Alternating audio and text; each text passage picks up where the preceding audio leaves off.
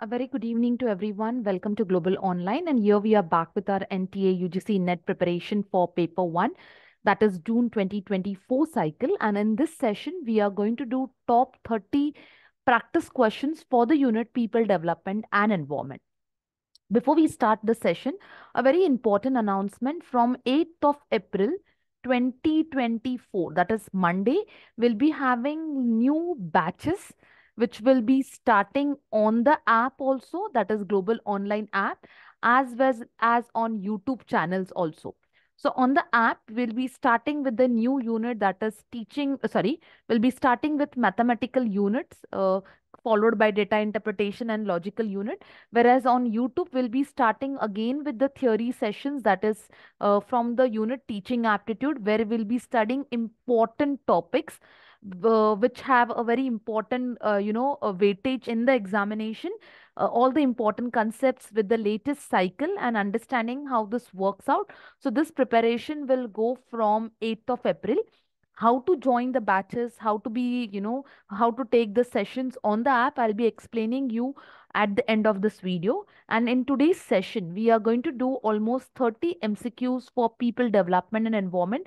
Some of them we have revised, some of them are completely new, but this session is a complete gist to you so that you quickly overview all the topics and understand the concepts very well, right? So coming with the first question, SDGs, that is Sustainable Development Goals, are also known as or formally known as. So what is another name for SDGs? So whether they are called as Transforming Our World 2030 Agenda, Sustainable Living for All, that is 2022 Agenda, Dignity, a Life of Dignity for All, that is 2022 Agenda, and One Planet, One People agenda, that is 2030 agenda. So it is talking about what? It is talking about sustainable goals which are formally known as. Now, yes, we will be doing this topic of sustainable development goals and Millennium Development Goals in one of the exclusively session on YouTube, where you will be getting some tricks, some important points, important concepts. But as of now, we'll just focus on the question, what are these goals formally known as? So yes, coming to the Sustainable Development Goals, as you all know, there are 17 goals. Nowadays, the questions are in detail, that which goal is called as what is the goal known as, what is this goal number known as. So there are a lot of, questions which are a little bit in depth. So you have to prepare this topic. This is one of the most important topic for the topic for the unit People Development and Environment.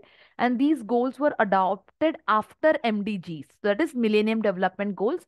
It was adopted by 193 countries in 2015. Achieving goals deadline is 2030. And the 17 goals are mentioned to you. The three main pillars of these goals are economic, environmental, and social balance. And formally, these goals are known as Transforming Our World 2030 Agenda. This is the answer for the question, right? Coming to the second question, we have statements on MDGs, that is Millennium Development Goals. So the Millennium Development Goals were adopted in the United Nations in the year 2010, is the first statement, whereas the second statement is developing a global partnership for development was one of the Millennium Development Goals. So, developing a global partnership was one of the objective of MDGs. So, whether the statement 1 is correct, whether the statement 2 is correct, whether both are right or neither of them. So, looking at the statements and coming to the answer, yes, the Millennium Development Goals were adopted in 2010, which was, which had completed with a span of 5 years. And then on, we started with Sustainable Development Goals. And yes, developing a global partnership was one of the main agenda of these particular goals. So both the statement 1 and 2 stands to be correct, right? Now, coming again to the topic of sustainable development goals. So from the following list, you have to identify the goals. Now see, these questions are little bit twisted nowadays. So now they will give you the goals numbers, and they will tell you to specify, okay, what goal stands for this, or what goals, tells you this. So this talks about what? The goals. So as I said, these goals are a important topic, but the questions have complete diversification. So we have the goals such as hunger, quality education, universal primary education, clean water and sanitation, green agriculture, climate action. So from these goals, which are actually the sustainable development goals. So looking at all the options, yes, option number one, that is the zero hunger. Option number two, quality education. Option number four, clean water and sanitation. And option number six, climate action. These are the four goals which stands under SDGs, right? So they may give you odd man out. They may tell you to identify the goal as per the given, numbers and the goals. So you have to be very well prepared with the goals and their detailed understanding. Coming to yes, so I have, Millennium Development Goals. So I've just given, sorry, I just have should added this list before. So like Sustainable Development Goals, I have given you the list of Millennium Development Goals, which was, started in 2000. The goal was till the year 2015, and it was adopted by United Nations Millennium Declaration, which was later followed by Sustainable Development Goals, which was carried on from 2016. And shaping the 21st century strategy is one of the important aspect for was what one of the important aspect for Millennium Development Goals. Now, coming with the next question, now you have the statements. You have to list out which is the correct statement. So they have given that Millennium Development Goals was achieved by 2015. Sustainable Development Goals, the policies until 2035, and Sustainable Development Goals came into effect in 2016. So these are, the development years when it started, the goal started, and when it has the target. So looking at all the three statements, Millennium Development Goal, yes, it was to be achieved by 2015. Sustainable Development Goal initiated in 2016, but Sustainable Development Goal is, the policy is till 2030. So B is not a right option. So only A and C are the right option, right? Coming to the next, now see again how these questions are just twisted. So now they have given you the list of Millennium Development Goals, and you have to identify from the following which are Millennium Development Goals: eradicating extreme poverty, improving health, addressing the climate change, promoting gender equity, or ensuring energy security for all. So these are the questions, and you have to tell, the important goals which are a part of Millennium Development Goals. All are important, but which are the part of MDGs? So from the list, okay, eradicating extreme poverty, improving maternal health, and the gender equity are the one which stands under MDG, that is Millennium Development Goals, right? Okay, coming to the next, under which of the following objectives of Millennium Development Goal, the progress in the world has whole been least satisfactory? So, like for example, which progress? So, in Millennium Development Goal, the progress, in the world as a whole was least satisfactory, below the expected average.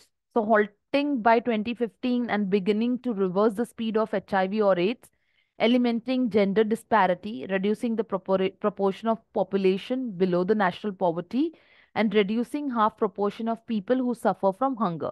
So, obviously, these goals were achieved in 2015, but out of these goals, which showed the least satisfactory progress? So, obviously, this is not to do with numbers. This is one of the important feature. So the goal which did not show a very great expectation or least satisfaction was reducing the half proportion who suffer from hunger by 2015. There were not much progress in this aspect, and hence this goal showed a least satisfaction in MDGs, right? Coming to the next is the aims and objectives of the following have the co-benefits with SDGs. So if you see SDGs, they have some co-benefits with the following. So whether it is International Solar Alliance, Montreal Protocol, Paris Agreement, Convention on Biodiversity, National Plan on Action Change. Now, let me tell you one thing. Yes, if you remember in our sessions, we have done this theoretical aspect very detailedly. So those students who are not aware, so please make sure that already the theory is explained very well. And just to recall your theory, I'm taking a very quick, fast, revision with this MCQ. So you should be able to connect with the theory and try to give the answers. In case if you are not able to, cope up, it means you need a proper revision, and again you can just revise the MCQs very well. So the objectives which co-benefited with SDGs were that of, solar international solar alliance, now which is nothing but it is an alliance between India and France, which is talking about, promoting renewable energy and sustainable development. And yes, there is, there are a certain ambitious which are set, that is 450 gigabytes of renewable energy by 2030, with 175 gigabytes of deployment by 2022, which was already taken place. Yeah, but yes, so it was solar alliance, it was Paris agreement, it was convention on biodiversity, and national action plan. So these are the one which has the co-benefit with SDGs, right? Coming to the next, a very easy concept again, the concept of sustainable development relates to what? So sustainable development, it's relating to what? Consumption level, exhaustible resources, social equity, intergenerational equity. So yes, what is the answer for this question? A very easy concept where even if you know the concept of sustainable development, you will be able to answer this very well. So sustainable development, if you, as you know, it's not only the resources, not only for present generation, but also, for the future generation. So obviously it is called as intergenerational equity, right? Now, talking about now this question I have purposely brought. Now this question was in the year 2021, but I have, redefined this question. Now see, Human Development Report each year has been published by what? Now they can change the question with they can tell you the theme of 2024, or what is the rank of India with respect to Human Development Report. So you should be able to find out, the depth of the question, and that's how I tell you to prepare for MCQs. Now again here, as I keep on telling you while I took the theory classes, UNDP, WTO, IMF, World Bank, these are all the acronyms.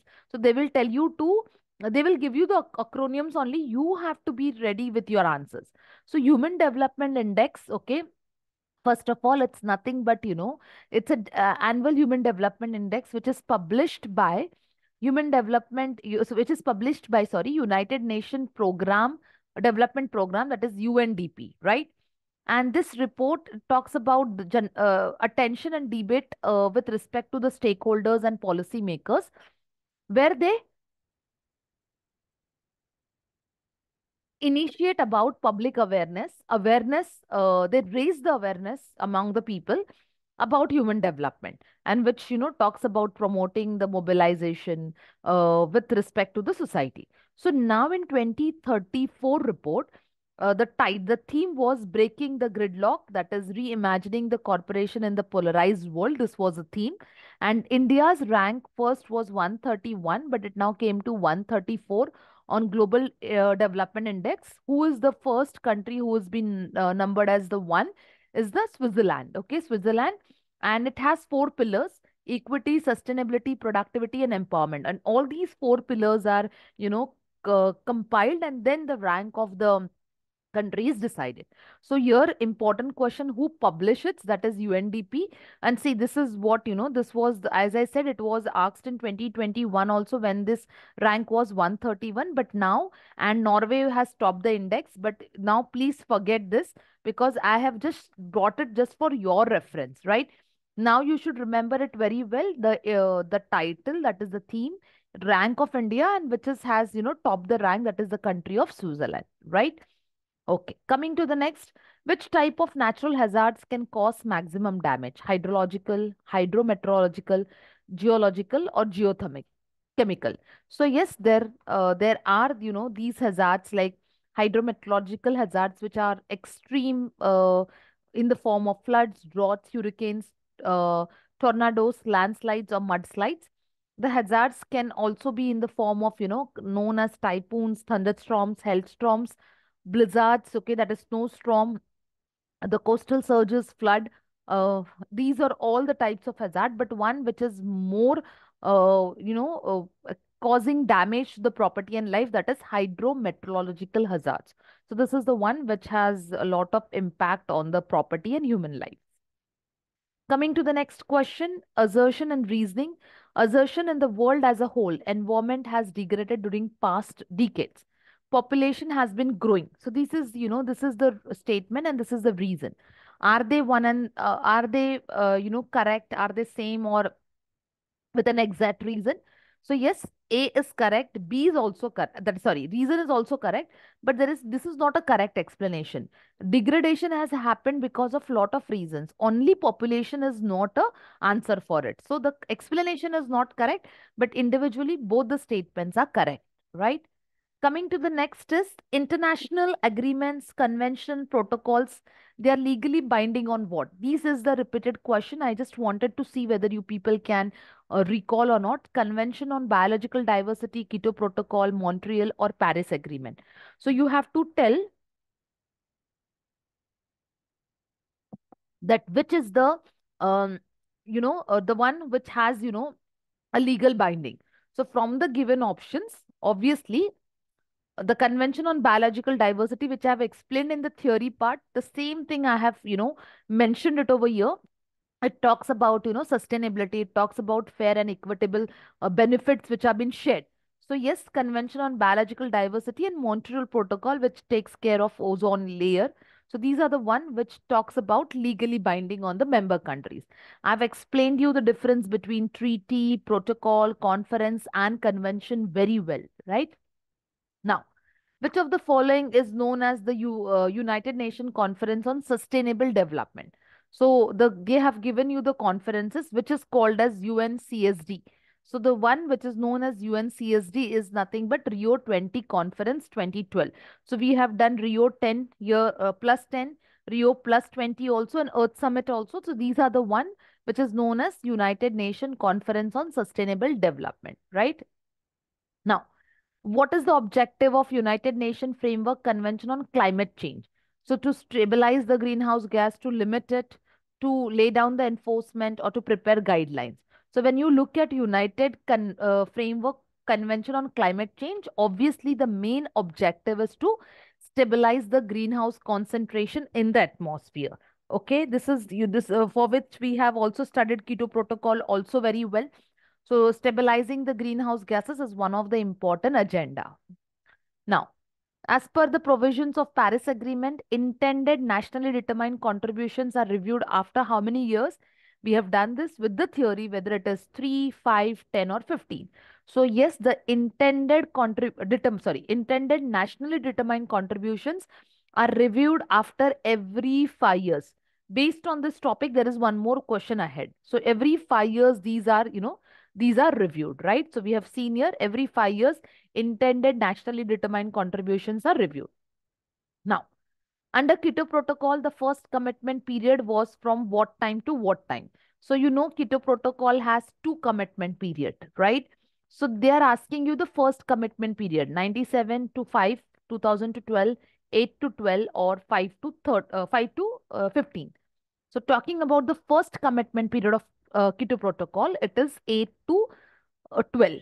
And this next one is 13 onwards. So please remember that is protocol second. The second commitment period started from 13 to 20 onwards, right?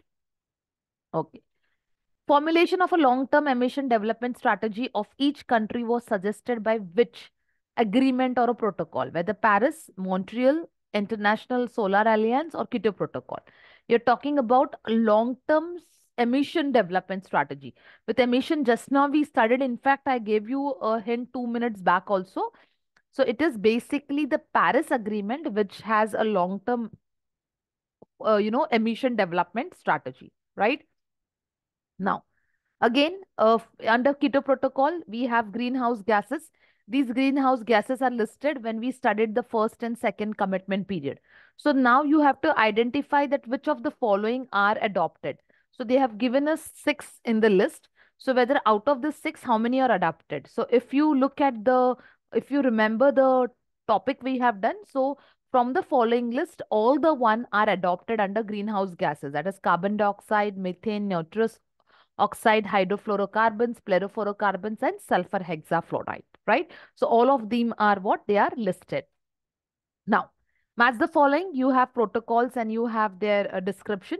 So I'll give you a 1 minute's time. Quickly ensure that you are listing them very correctly. Yes, everyone.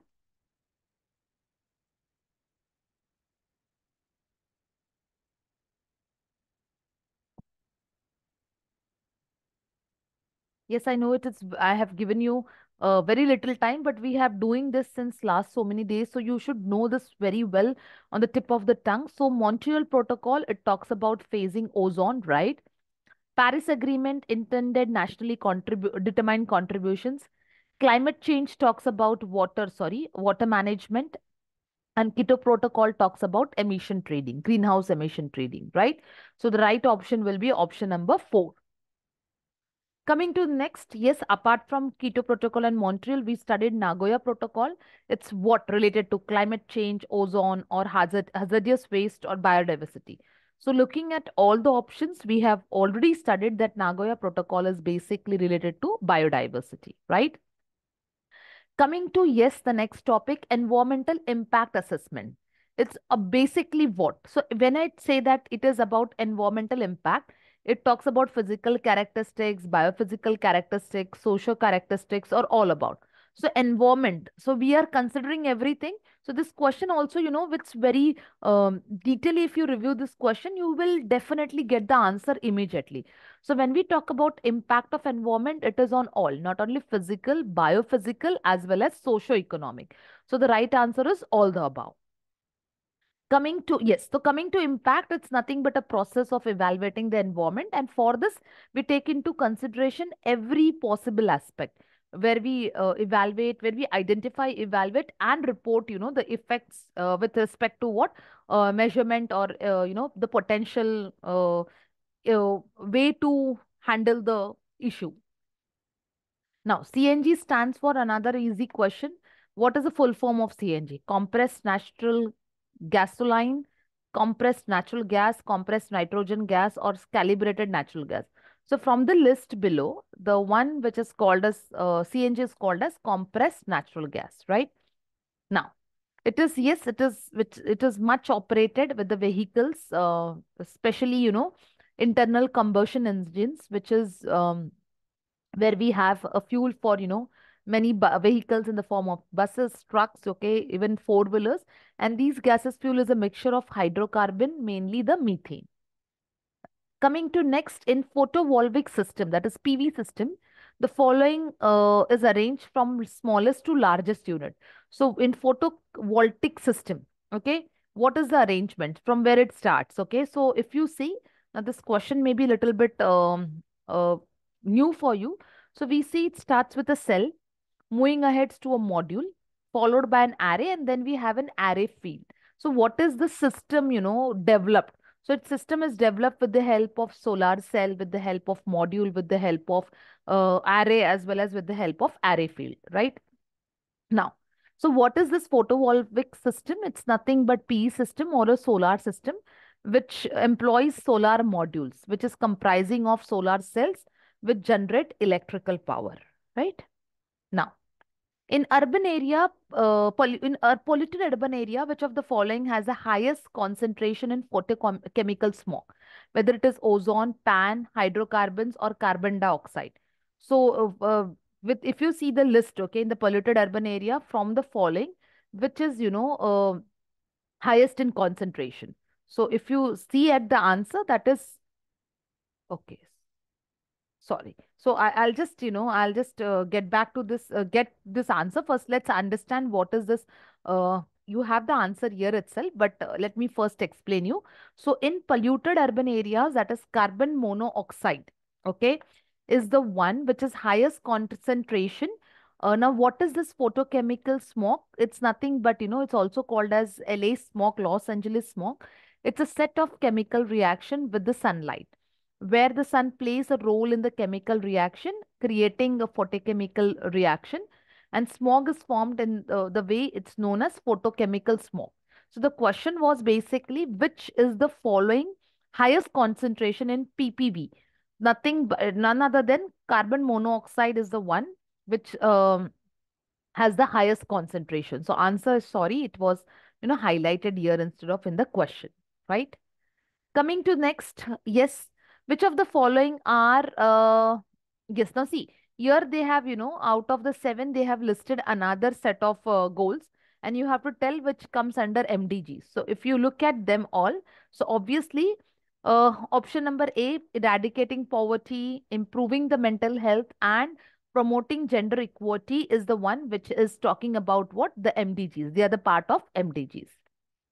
Coming to the next, okay, sorry, I think this two, three questions are repeated. So the concept of sustainable development relates to what? Just now we studied, it relates to intergenerational equity. Why? Because sustainable development is nothing but giving something to the present generation, sorry, and something, which is available for the next generation also, right?